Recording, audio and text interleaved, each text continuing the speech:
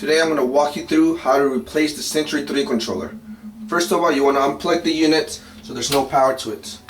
Once that's done, you want to remove the screws.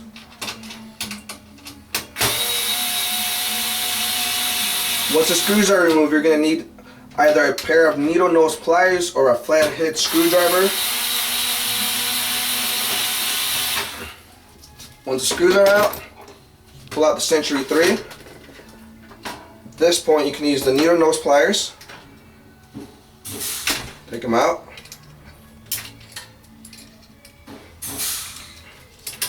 When we ship out the parts, you'll be getting a wiring diagram.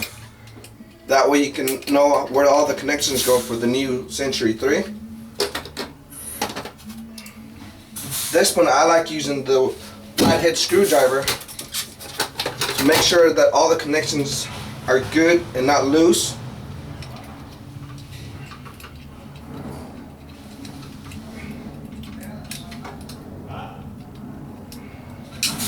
Just push them down.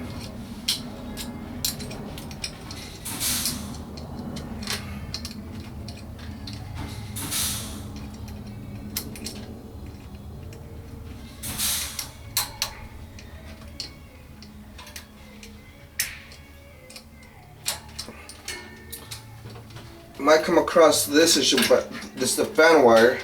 It usually kind of hides back there, so make sure you get them all in there. Again, make sure they're all making good connection. Once you have them all in there, move all the wires out of the way. Slide it back in there. And screw it back down.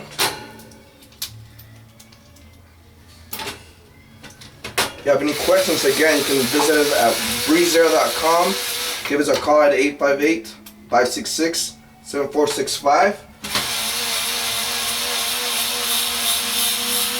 And that's how you replace the Sentry III controller, and you're okay to fire the unit back up. Thank you.